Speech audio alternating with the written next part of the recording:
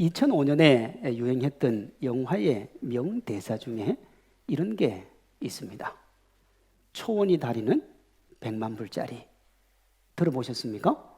엄마가 초원이 다리는 그러면 그 자녀인 초원이가 100만 불짜리 다리, 그렇게 하는 이야기가 있어요. 400만 명 이상이 본 이 영화 제목이 뭐냐? 마라톤이요. 마라톤이요. 이렇게 기억납니까? 요 조승우라고 하는 배우가요, 이때까지는 이 이름이 없었어요. 그저 배우였죠. 그런데 이 영화로 일약 스타 반열에 올라갑니다. 이 조승우가 20살짜리 주인공 역할을 합니다. 그 영화에 보면 20살 청년이 나오는데 정신 연령은 5살밖에 되지 않아요. 자폐증을 가지고 있습니다. 이 초원이가 하는 일이 뭐냐 그러면 마라톤 선수예요. 엄마가 아들을 다른 아이들과 다름없이 키우겠다고 생각하고 시킨 운동이 뭐냐? 마라톤입니다. 이 초원이도 달리는 걸 얼마나 좋아했던지 20살이 되었을 때 각종 마라톤 대회에서 이 상을 참 많이 받았어요. 그래서 유명한 마라토너였죠. 이제 엄마는 아들이 마라톤의 풀코스인 42.195km를 2시간 59분 59초 안에 드는 걸 목표로 훈련을 합니다. 문제는 이게 불가능에 가깝다는 거예요. 시간 내에 들어오는 것은 자체하고 자폐증을 앓고 있는 사람이 완주하는 게 거의 불가능하다고 그래요. 왜냐하면 자기 안에 갇혀 살잖아요. 그리고 정신 연령이 5살이란 말이에요. 그러니 이 아이는 맹목적으로 달리는 거, 그러니까 달리기 자체가 좋은 거예요. 영화에서도 보면 이 5살짜리 아이의 지능을 가진 초원이가 달리는 이유가 뭐냐? 어렸을 때 엄마한테 잃어버림을 당했어요. 그리고 엄마를 찾고 난 다음에 엄마의 보호를 받고 싶은데 엄마가 언제 좋아하느냐 그러면 뛰어서 가니까 엄마가 좋아하더라는 거예요. 그래서 뛰기 시작한 겁니다. 그리고 뭐가 안 되느냐? 페이스 조절이 안 돼요. 그렇다고 5살이 말을 잘 알아듣는 것도 아니고 이 초원이가 마라톤 코스 완주하는 건 불가능합니다. 한 번은 이 영화에 보면 이 아이가 차 안에서 여자 엉덩이를 만지죠. 경찰서를 데리고 가요. 그래서 애를 근데 애가 아니잖아요. 20살 청년이니까. 그 여자가 뭐라 그러니까 엄마가 울면서 그래요. 우리 아이가 아파요. 그렇게 얘기해. 아프죠. 아프니까. 그게 애예요. 거친 어른인데. 이 아이 어떻게 됐을까요? 풀코스를 완주했을까요? 못했을까요? 근데 여러분, 좋은 것은 이게 영화가 아니에요. 우리 실화예요. 그걸 영화로 만든 겁니다. 풀코스를 완주를 합니다. 엄마가 시키는 대로 목적 없이 맹목적으로 달리고 지치면 그 자리에 멈추고 그로 인해 행복했다고 그러면 절대로 완주할 수가 없었습니다. 내가 즐거우면 하고 즐겁지 않으면 안 하고 내 기분 들면 하고 내 기분 나쁘면 안 하고 그랬으면 완주 못했다고요. 그러면 어떻게 완주를 했는가? 코치가 한 명 생겼는데 이 코치가 뭘 가르치냐 그러면 목표라는 걸 가르쳐줘요. 그저 단순히 달리는 것도 행복하지만 목표를 정하고 그 목표에 도달했을 때 가질 수 있는 행복, 그걸 가르쳐주는 거예요. 그러니까 행복의 가치가 다른 거죠. 그저 즐겁게 뛰는 행복과 목표를 도달했을 때 희생은 있지만 그 행복이 말로 다 할 수 없다는 거죠. 그걸 이해한 초원이가 달리기 시작하는 거예요. 그리고 완주를 합니다. 신앙생활에도 이 원리가 적용이 됩니다. 크리스찬이 예수님의 십자가 은혜와 사랑으로 구원받아서 그 기쁨으로 사는 행복 정말 좋지요. 주일에 와서 예배드리고 힘들고 답답한 일에 직면했을 때 도우시는 하나님을 의지하고 와서 기도하고 찬양하고 영광 돌리며 사는 것이 참 즐겁습니다. 그러나 그런 기쁨과 비할 수 없는 행복하고 즐거운 삶이 있습니다. 그것은 우리를 구원하신 예수님을 기쁘게 해드리는 거예요. 구원의 기쁨을 넘어서 이 귀한 구원을 주신 하나님을 바라보는 삶이요. 이것을 가장 잘 요약해 둔 것이 뭐냐? 우리의 신앙을 어떻게 잘 이루어 갈 건가를 책으로 적은 그 하나 문서가 있는데 그것이 웨스트민스터 신앙고백서입니다. 종교개혁을 마치고 우리 믿음의 선배들이 이렇게 신앙생활을 하면 된다. 그러니 여러분, 그 가운데 나와 있는 첫 번째는 무엇보다도 중요하겠죠. 그 질문이 이렇습니다. 인간의 제일 되는 목적이 무엇입니까? 그리고 그 대답을 하나님을 영원토록 즐거워하는 것입니다. 그랬어요. 제가 사실은 목사가 되고도 얼마 지나지 않아서까지 이 말의 의미를 이해를 잘 못했어요. 하나님을 즐거워하는 것. 아마 이게 말이 잘못되었을 것이다. 그래서 저는 어떻게 생각을 했느냐 그러면 하나님을 즐겁게 해드리는 것, 그렇게 해석을 했어요. 그런데 이 영어 원서를 보면 어떻게 되어 있느냐 그러면 진짜로 하나님을 즐거워하는 거예요. 이걸 우리나라 말로 바꾸면 뭐냐 그러면 하나님을 좋아하는 거예요. 다시요. 하나님이 좋아하는 걸 하는 게 아니고 하나님을 좋아하는 거예요. 여러분, 누군가가 좋으면 어떻습니까? 좋아하는 그 대상이 원하는 것을 해주고 싶죠. 그게 좋아하는 겁니다. 만약에 좋아하지 않는데 누군가에게 뭔가를 해주면 반드시 뭘 기대합니까? 뭘 기대합니까? 본전이라는 걸 기대합니다. 분명히 내가 저 사람하고 친하지 않아요. 좋아하지 않아요. 그런데 누군가가 나에게 사랑을 베풀어줘요. 그때는 반드시 보상이라는 걸 해줘야 돼요. 그러나 좋아하는 사람이 좋아하는 대상에게 뭔가를 해줄 때는 기대하는 게 없습니다. 왜? 좋아서 해주기 때문에. 법원에서 그런 판결이 났습니다. 어떤 남자가 여자를 사귀었는데 너무 마음에 들었어요. 차도 해주고 옷도 사줬어요. 그러니까 차 사주고 옷 사줄 상 주면 그 옷이 얼마짜리겠어요? 한 600만 원, 1000만 원짜리 옷을 사줬어요. 네, 실제요. 그러다가 둘이가 헤어지게 된 거예요. 남자가 보니까 여자한테 해준 게 얼마냐? 한 3,700만 원 정도 되는 거예요. 자기가 연애하면서.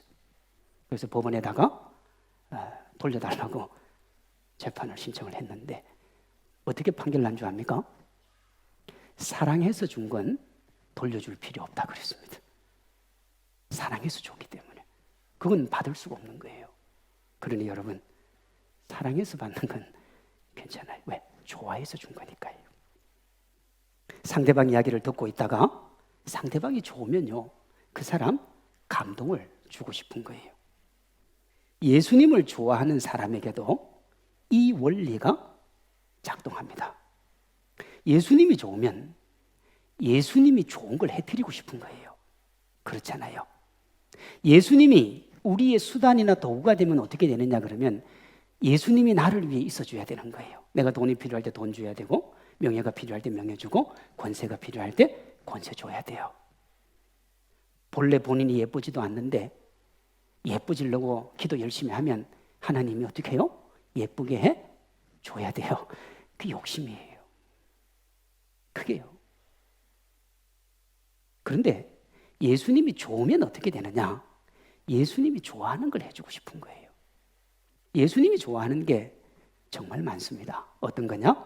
소외되고 가난한 이들 돌보는 것을 예수님이 좋아해요. 주어진 삶의 자리에서 예수님 믿는 사람답게 사는 것도 좋아합니다. 다 좋아해요. 그 중에 예수님이 가장 좋아하시는 게 뭐냐? 그게요, 영혼 구원이에요. 이걸 예수님이 얼마나 좋아하시느냐 그러면 유언으로 남기실 만큼 좋아하세요. 마태복음 28장 19, 20절입니다. 너희는 가서 모든 족속으로 제자를 삼아 아버지와 아들과 성령의 이름으로 세례를 베풀고 내가 너희에게 분부한 모든 것을 가르쳐 지키게 하라. 예수님이 제일 좋아하는 게 그거예요. 그걸 유언으로 남겼죠. 예수님이 이 땅에서 한 마지막 명령, 그래서 우리는 그것을 지상명령이라고 합니다. 오늘 본문에 보면 예수님이 너무 좋아서 예수님이 가장 좋아하는 영혼 구원을 위해 자신의 온 삶을 던지는 사도 바울의 모습이 나옵니다. 오늘 20장에서 사도 바울은요, 다메섹 도상에서 예수님을 믿었을 때와는 차원이 다릅니다. 왜 다르냐 그러면 그가 예수님을 처음 전할 때는 전부 적밖에 없었죠. 어느 정도 예수님을 전하고 난 다음에는 그를 사랑하는 사람들이 생겼습니다. 그를 좋아하는 사람들이 생겼어요. 오늘 우리가 읽지 않은 19절에 보면 이런 말씀이 있습니다.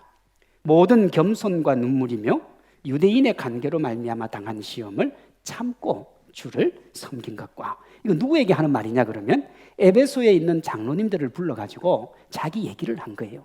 내가 얼마나 고생한 줄 알지요. 내가 얼마나 힘들었던지 알지요. 그러니까요, 이 말을 이 장로님들이 잘 들어줍니다. 그 자기 말이 끝났어요. 끝난 다음에 이 이야기를 들었던 분들이 바울을 위로를 하세요. 36절, 37절입니다. 이 말을 한 후 무릎을 꿇고 그 모든 사람들과 함께 기도하니 다 크게 울며 바울의 목을 안고 입을 맞추니. 바울이 걸어가는 길이 어떤 길인 줄 알았어요. 가지 말라고 말리고 싶은데 바울은 그 길을 떠나려고 하는 거예요. 그래서 사람들이 함께 울어줬습니다. 지금 제가 무슨 말을 드리느냐 하면 바울의 삶이 안정적이었어요. 지난 시간 동안은 많이 힘들었어요. 어려웠습니다. 그런데 이제는 자신만큼 헌신하는 제자들도 생겼고 자기보다도 교육을 잘하는 제자들도 생겼고, 이제 위험한 일이 생기면 자기보다는 주변에 그 위험한 일을 스스로 할 사람들도 생겼습니다. 그런데 오늘 본문에 보면 바울은 생명의 위협이 기다리고 있는 길을 떠나려고 합니다. 22절, 23절이요. 보라, 이제 나는 성령에 매여 예루살렘으로 가는데 거기서 무슨 일을 당할는지 알지 못하노라. 오직 성령이 각성해서 내게 증언하여 결박과 환난이 나를 기다린다 하시나. 우리가 어떤 일을 할 때요, 예를 들면 사업을 한다든지 해외에 나간다든지 나갈 때 사람들이 우리에게 조언을 하잖아요. 야, 가지 마라. 위험할 수 있다. 어려울 수 있다. 그 사업 하지 마라. 지금 하면 낭패를 볼 수 있다. 자, 그럼 보세요. 낭패를 볼 수 있다 하는 건 낭패를 볼 수도 있지만 안 볼 수도 있는 거죠. 그냥 우리가 추측을 하는 거니까 그렇습니다. 그러나 오늘 본문에 사도 바울이 가는 길에 결박과 환난이 있다고 가르쳐준 분이 누구냐 그러면 성령님이요. 그러니 반드시 결박과 환난이 있어요. 왜? 성령이 알고 하신 말이니까 그렇습니다. 이건 없을 수 있는 게 아니고 반드시 있어요. 그러면 보십시오. 어떤 환난이 있는지 모르면 괜찮아요. 예를 들면요, 제가 2007년에 유학을 갈 때 토플 점수가 잘 나왔어요. 근데 사람들이 다 그래요. 토플 점수 아무리 맞아도 미국 가면 영어 처음부터 다시 해야 된다고. 근데 제가 신경을 안 썼어요. 왜? 전 점수가 너무 잘 나왔기 때문에. 근데 가가지고 제가 유학을 괜히 왔다. 나같이 멍청한 사람 내 태어나 처음 본다. 제가 저보고 그랬어요. 근데 그전에는 제가 나름 괜찮은 줄 알았어요. 똑똑한 줄 알았어요. 가보니까요, 그게 아니에요. 왜? 첫 수업을 들어갔는데 3시간 수업하는데 하나도 못 알아듣겠는 거예요. 진짜 하나도. 처음에 인사할 때 좀 알아듣고 끝에 끝 인사 좀 알아듣고 중간에는 여러분 3시간 동안 가만히 앉아가지고 무슨 바보처럼 앉아 있었거든요.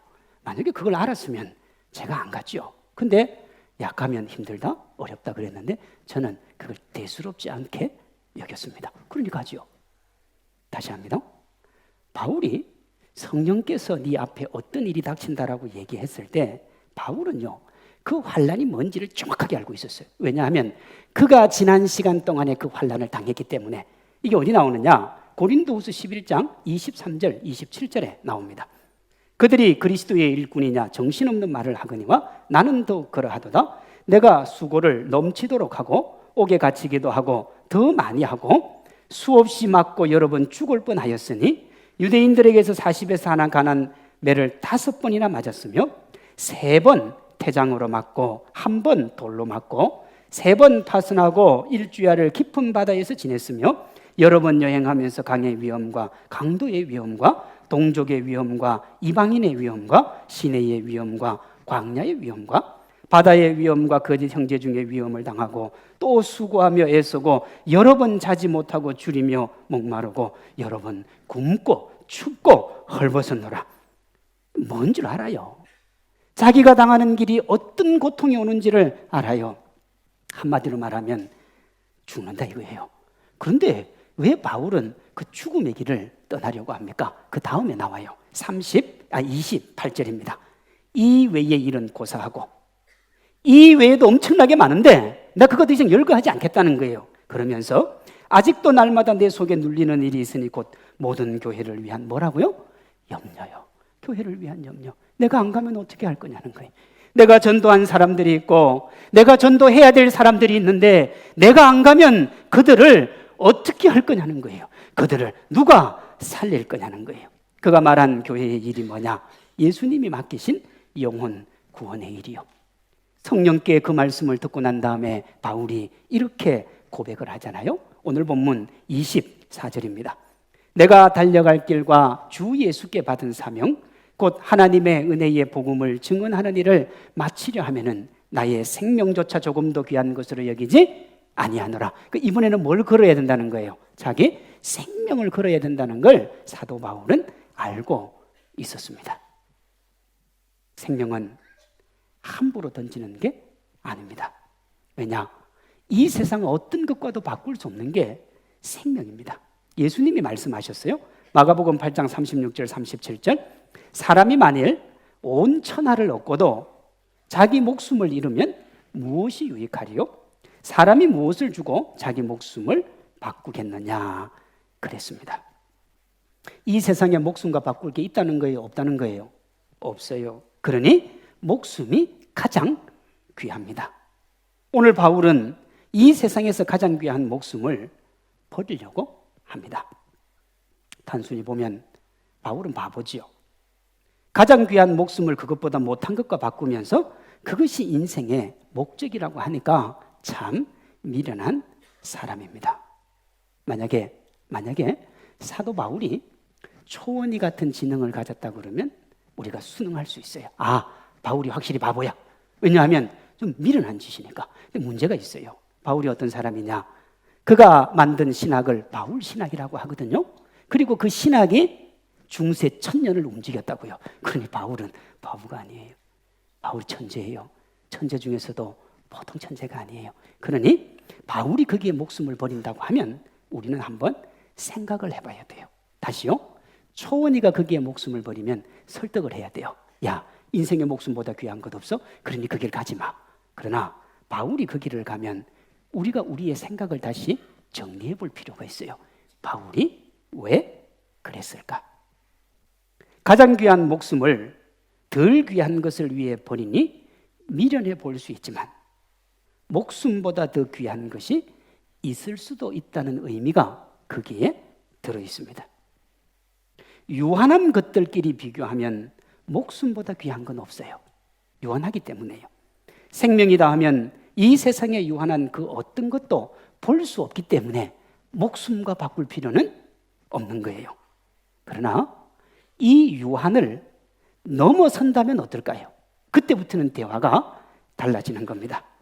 그 목숨을 넘어서는 한계가 없는 영원한 생명의 문제가 걸려있다고 그러면 그건 다른 문제지요. 유한한 생명을 넘어서 영원한 생명으로 나아갈 수 있다면 이 땅의 생명을 영원한 생명을 위해 버리는 것은 아깝지 않은 거예요. 그것이 여러분 20장 24절의 바울의 고백입니다. 이걸 누구도 말씀하시느냐 그러면 예수님도 말씀하세요. 마태복음 8장 35절이요. 누구든지 자기 목숨을 구원하고자 하면 이룰 것이요. 누구든지 나와 복음을 위하여 자기 목숨을 잃으면 뭐 하리라고요? 구원하리라 그랬습니다. 바울이 자신이 달려갈 길과 예수님께 받은 사명인 복음 증거하는 삶, 즉 영혼을 구원하는 일에 자기의 생명을 들여야 하면 그 생명까지도 내어놓겠다는 말이 이 말입니다. 바울은 영원한 생명을 얻기 위해서 또 주변에 있는 사람들에게 그 영원한 생명을 나누어 주기 위해서 유한한 자신의 생명을 내어 놓으려고 합니다. 그리고 그는 이 각오가 죽을 때까지 변하지 않았음을 디모데후서 4장 7절 8절에서 이렇게 고백을 합니다. 나는 선한 싸움을 싸우고 나의 달려갈 길을 마치고, 그랬죠? 20장 24절은 뭐라고 하냐면 내가 달려갈 길과 그랬어요. 근데 목숨을 내어놓지 않겠다고 그랬잖아요. 근데 여기는 뭐라고 그랬냐면 나의 달려갈 길을 이제 마치고 믿음을 지켰으니 이제후로는 나를 위하여 의의 면류관이 예비되었으므로 죽어도 이로우신 재판장이 그날에 내게 주실 것이라. 그는 영원한 생명을 위해서 유한한 생명을 버린 겁니다. 우리의 삶의 목적은 삶을 연명하는 게 아닙니다. 다시요. 우리 인생의 목표는 삶을 연명하는 게 아니에요. 이걸 어떻게 설명하면 좋을까 하다가 제가 좋은 속담을 하나 찾았어요. 우리말에 이런 말이 있죠. 개똥밭에 굴러도 이승이 낫다. 들어보셨습니까? 크리스찬은 그렇지 않습니다. 개똥밭에 굴을 바에는 어디예요? 천국 가는 거예요. 개똥밭에 구르지 마시기를 바랍니다. 그러면 안 돼요. 이 땅의 삶이 전부인 줄 알고 이 땅의 모든 것을 쏟으며 사는 삶, 그걸 연명하는 삶이라고 해요. 하나님은 그런 삶을 낭비하는 인생이다 그럽니다. 80년, 90년간 전혀 아프지 않고 800억, 900억을 벌면서 세상이 추구하는 가치와 꿈을 성취하며 달려가는 인생, 혹은 그 꿈을 이룬 인생은 낭비한 생명입니다. 이 성경의 가르침이에요. 우린 세상 가면 건강한 거 자랑하고 떵떵거리며 사는 거 자랑하고 오복, 육복, 칠복 얘기하면서 자랑합니다만 하나님은 뭐라고 하시냐? 그 인생은 낭비한 인생이라 그래요. 이런 겁니다. 루마니아의 독재자 차우세스쿠가 죽을 때 양복이요 8,000벌이었습니다. 그러니까 하루에 한 벌씩 입으면 이게 몇 년 돌아가야 한 번 있느냐 그러면 24년이요. 하루에 한 벌씩요. 한 주도 아니고 하루에 한 벌씩요. 8,000벌이 있었어요. 제가 신문을 봤는데 영국 런던에요 8,800만 원짜리 식당을 제가 소개해 놓은 것을 봤습니다. 예약을 해야 돼요.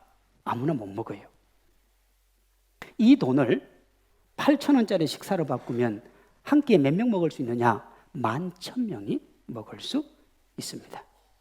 이걸 예약을 하고 살아요. 세계적인 팝가수 마돈나는 3,000만 원짜리 백금 휴대폰을 가지고 다녔다고 그래요. 멋지지요? 부럽지요? 야, 나도 저 있었으면 좋겠다. 나도 저 식당에 가서 밥 먹었으면 좋겠다. 나도 양복이 8,000벌 있었으면 좋겠다. 집에 둘 데 있습니까? 8,000벌 집에 둘 데가 어디 있어요? 8,000원이 없어서 길거리에 굶어 죽는 사람을 봐도 8,800만 원짜리 정신 먹어야 직성이 풀리는 사람. 자신의 만족을 위해 자기가 누릴 수 있는 모든 것을 누리며 모든 사람의 존경과 사랑을 받는 사람. 사랑하는 성도 여러분, 하나님은 뭐라고 하느냐? 그 인생을 낭비하는 인생이라. 그 인생을 의미 없는 인생이라. 나를 구원한 예수님의 복음이, 나를 변화시키고 있는 복음이 나에게 강같이 흘러왔는데, 사랑하는 성도 여러분, 내게서 그 복음이 멈추면 안 되는 거잖아요. 여러분을 한번 점검해 보십시오. 복음의 감격은 있는데 그것이 이 땅의 유한한 생명을 유지하느라 자기에게 멈춰버렸어. 자기 주변 사람들은 메마르게 살아가고 있지는 않은지, 제가 방금 말한 그 낭비하는 인생을 살아가고 있는데도 불구하고 낭비하는 인생이라고 말해주지 못하고 있지는 않은지, 천하보다도 귀한 생명을 낭비하며 사는 이들을 부러워하지 마시기를 바랍니다. 참으로 가치 있고 의미 있는 삶은 내가 가야 될 길을 가야 되는 거예요. 크리스찬이 가야 될 길이 뭐냐? 영혼 구원하는 길이요. 여러분, 크리스찬이 왜 높은 자리에 올라가야 돼요? 왜 크리스찬들이 많이 배워야 돼요? 왜 크리스찬이 돈을 많이 가지고 있어야 돼요? 영혼 구원하려고요. 주님의 뜻 가운데 주님의 영광 앞에 살아가기 위해서요. 이것을 성경은 뭐라고 그러느냐? 하나님의 영광을 드러내는 것이라. 바울은 영혼 구원이 자신이 달려갈 길이라고 그래요. 내가 달려갈 길을 마치고 믿음을 지켰으니 이제 후로는 나를 위하여 의의 면류관이 예비되어 있다. 바울은 영혼 구원의 길을 잘 달렸다고 하면서 유언을 하나 하지요. 나뿐만 아니라 이 길을 달려가는 모든 사람에게 하나님이 동일한 축복을 주신다는 거예요. 그는 영생을 위해 유한한 생명을 버렸습니다. 생명을 잃는 것이 낭비하는 것보다 낫습니다. 주의 나라를 위해 헌신하는 것이 그저 여러분 누리고 가지고 떵떵거리며 주님 없이 사는 것보다 훨씬 나은 거예요. 낭비의 끝이 뭡니까? 정말 생명을 잃는 거예요. 그러나 유한한 생명을 잃으면 영원한 생명을 얻습니다. 생명의 면류관을 얻는 것이라면 생명을 잃는 게 훨씬 나은 거죠. 예수님의 보배로운 피를 믿음으로 구원받은 우리에게 영혼 구원보다 귀하고 복되고 아름다운 건 없어요. 사도 바울이 그렇게 살았고요. 지난 2000년 동안 생명의 역사가 일어난 모든 곳에 무한한 생명의 역사를 위해 유한한 자신의 생명을 잃은 사람들이 다 있습니다. 복음의 꽃이 핀 곳은 전부 그래요. 유한한 자기의 생명을 내려놓은 곳만이 영원한 생명의 꽃이 피어났다고요. 그건 우리나라 복음의 역사도 마찬가지입니다. 하나님의 은혜의 복음을 위해 자기의 생명을 내려놓은 분들이 적지 않아요. 그 중에 한 분이 누구냐? 우리나라의 선교사로 오신 언더우드 선교사님입니다. 그는 미국 북장로의 선교사로 우리나라 복음화를 위해 자기의 전생을 던졌습니다. 그가 한국 땅을 밟은 날이 1885년 4월 5일 부활절 아침이었어요. 부활주일에 제물포항에 도착해서 그는 조선 땅을 처음 봤어요. 조선 땅이 어떤 곳인지를 봤는데 성도 여러분, 134년 전에 조선 땅이 이랬습니다. 영상을 한번 보겠습니다.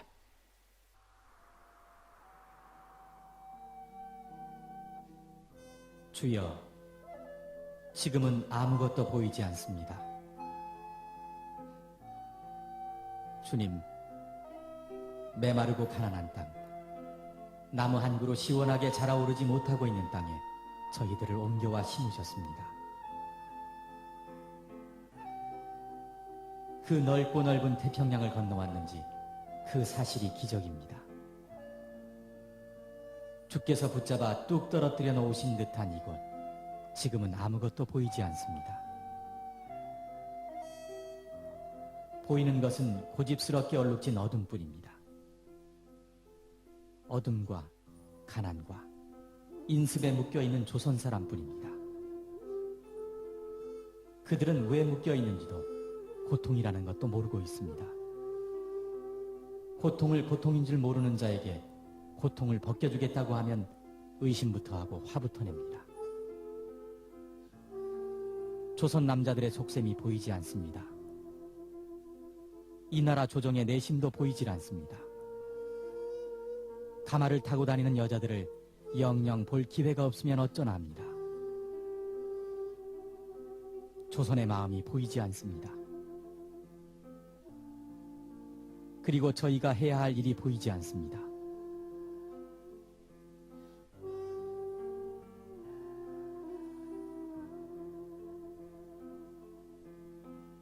그러나 주님, 순종하겠습니다. 겸손하게 순종할 때 주께서 일을 시작하시고 그 하시는 일을 우리들의 영적인 눈이 볼 수 있는 날이 있을 줄 믿나이다. 믿음은 바라는 것들의 실상이요 보지 못하는 것들의 증거니라고 하신 말씀에 따라 조선의 믿음의 앞날을 볼 수 있게 될 것을 믿습니다. 지금은 우리가 황무지 위에 맨손으로 서 있는 것 같사오니 지금은 우리가 서양 귀신 양귀자라고 손가락질 받고 있사오나 저희들이 우리 영혼과 하나인 것을 깨닫고 하늘나라의 한 백성 한 자녀임을 알고 눈물로 기뻐할 날이 있음을 믿나이다. 지금은 예배드릴 예배당도 없고 학교도 없고 그저 경계의 의심과 멸시와 천대함이 가득한 곳이지만 이곳이 머지않아 은총의 땅이 되리라는 것을 믿습니다.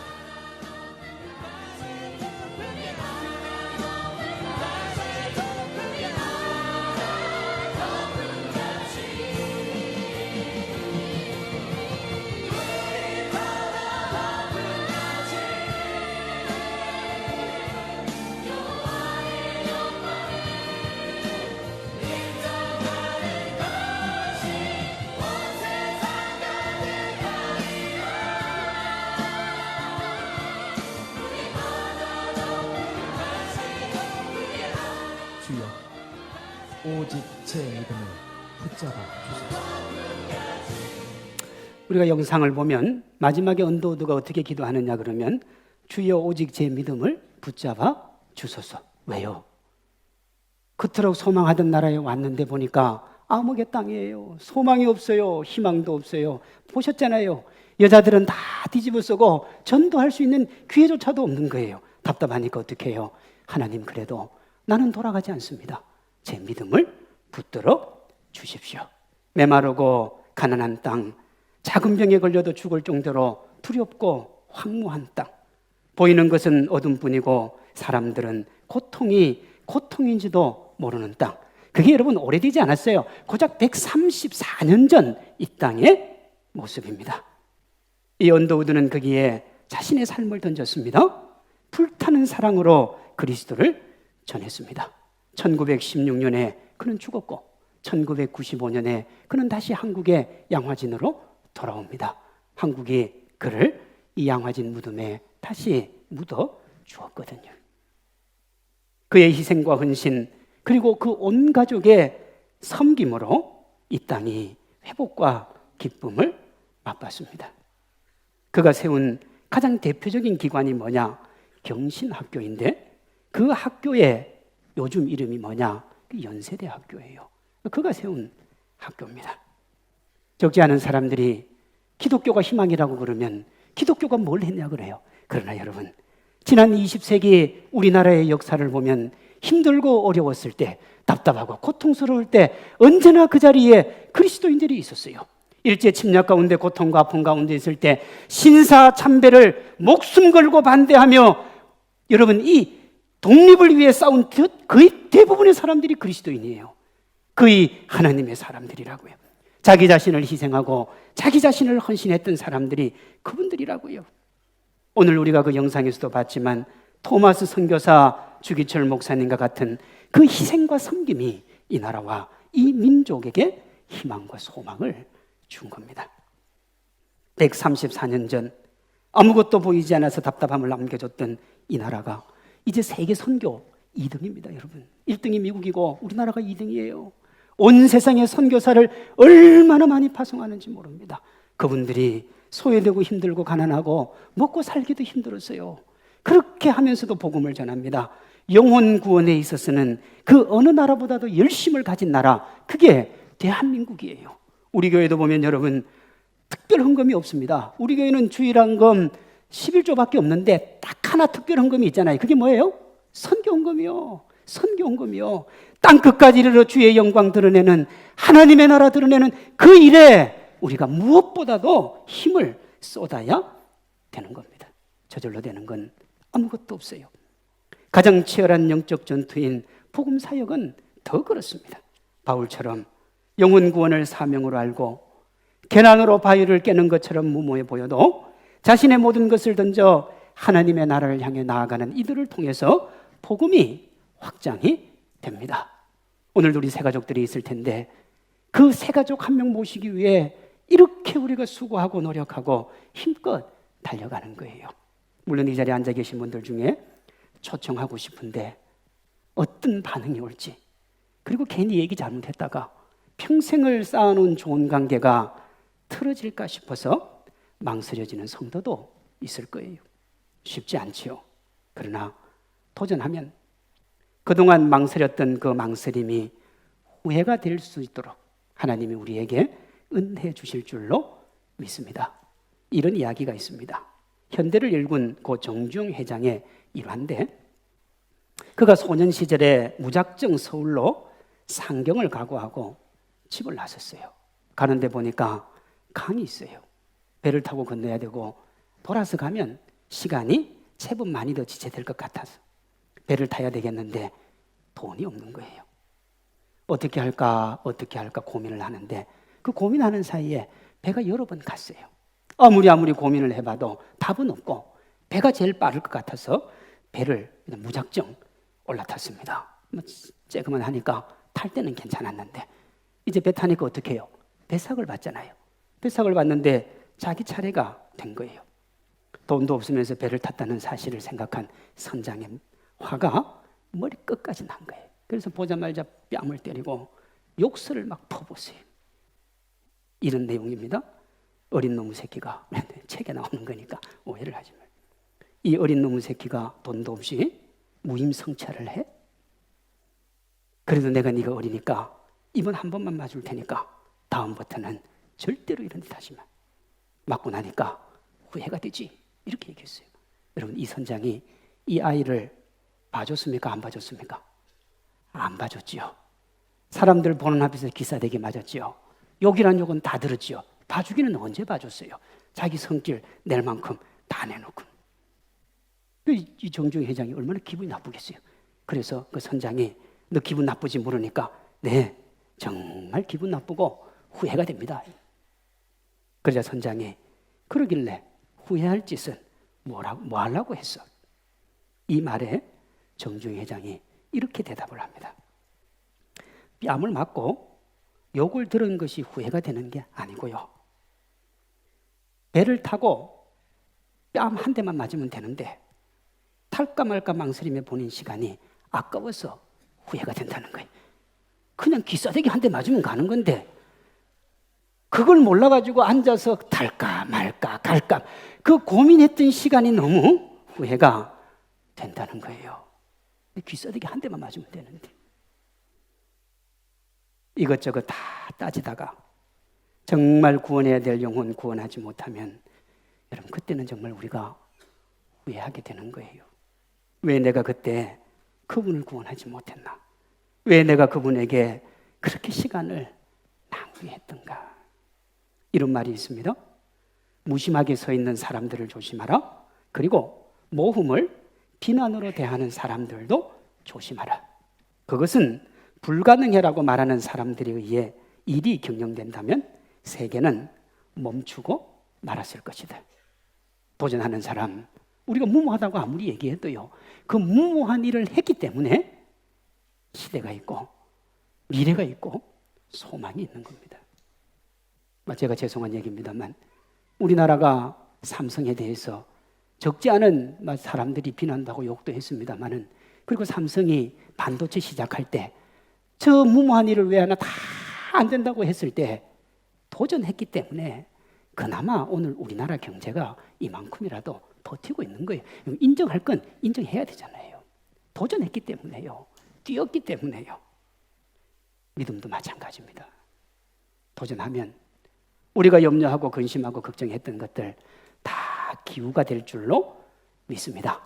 우리가 달려가면 하나님께서 기쁨을 주시고 은혜를 주시고 즐거움을 우리에게 주실 줄로 믿습니다. 주님이 오늘 우리에게 이렇게 말씀하십니다. 영혼 구원의 간절한 외침에 무심한 이들을 조심하라. 우리의 열정과 노력을 평가절하하며 안 된다고 말하는 이들을 조심하라. 복음을 받아들여서 구원받고 복음으로 변화되고 있는 사람들이라면 목숨을 버릴 만큼 복음보다도 위대한 가치가 없다면 이 복음은 전해야 되는 줄로 믿습니다. 누가 전해야 됩니까? 우리 각자가 전해야 되는 거예요. 바울의 확신과 약속처럼 우리에게 생명과 의의 면류관을 주실 그 주님 바라보면서 우리 모두 한 마음 한 사랑 한 뜻으로 달려가기를 소망합니다. 내일부터 시작되는 말씀 축제, 오는 주일에 있을 오이코스 초청 축제에 하나님 나의 오이코스를 주님께 올려드리겠습니다. 그리고 주님이 받으시는 그날 기쁘고 즐겁고 행복한 축제의 자리를 제가 만들어 드리겠습니다. 그런 믿음으로 우리 한 주 동안 열심히 달려갈 수 있기를 주님의 이름으로 축원합니다.